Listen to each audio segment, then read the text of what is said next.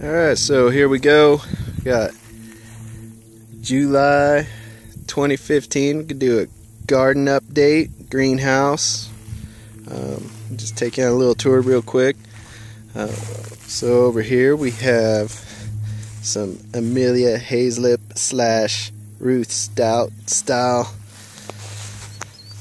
inspired beds. Got a couple different ideas going on here. So we got kind of a little mounds. One of my buddies said this looked like the place where we buried the trespassers. This is roughly the right size. Got lots of garlic planted in here along the edges, and then well, you see rhubarb there, but I've been letting a lot of lamb's quarters go in here just because we kind of like it. Then got some tomato plants planted on top, and then here we got kind of a long, more skinny bed, same style basically, sunken walkways here, and then kind of randomly planted this with lots of sunflowers, you see, and there's cilantro, or I guess it's going to be coriander now. It's all going to seed. Then you know, more garlic in here. Got some cabbage, a little bit more lamb's quarters. There's more cabbage on one of those long skinny beds. Back here we got, I believe this is a kale that's getting ate up by, I'd say probably the flea beetles again.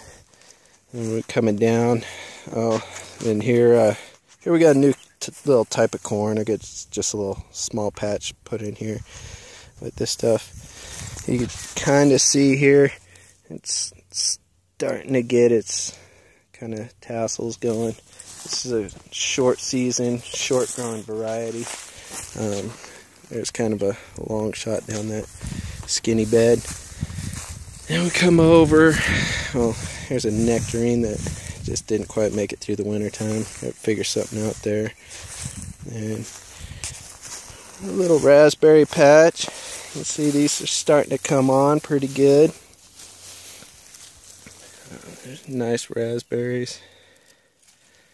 Let's see. Yeah, she's a dandy. Tastes good too. Alright, and then so over here, got a little bit more experimentation going on. Let me run around this way and get a better idea maybe of what this bed looks like. This is a Hugelkulture bed, first season. Just kind of threw some random stuff in here. Let it go to seed. Got some weeds, you know, some milkweed and stuff like that going in here. A lot of spinach and dill, cilantro / coriander, and you know, a little bit of other stuff. Some forage, looks like a potato. Some more sunflowers, stinging nettles. We like those here in the garden. More rhubarb in here. This is a little dry stack stone wall. I had an apricot tree in here. Did really good last year, but didn't quite come out of winter. So I think maybe this is too wet for it. But got my, you know, seedless grape planted, or just in a pot right there for now. Figure it's a good spot for it. And you can kind of see I'm a little bit shy on dirt here a little. What else we got? Oh, this was kind of a, I call this kind of a stockade style Hugelkulture.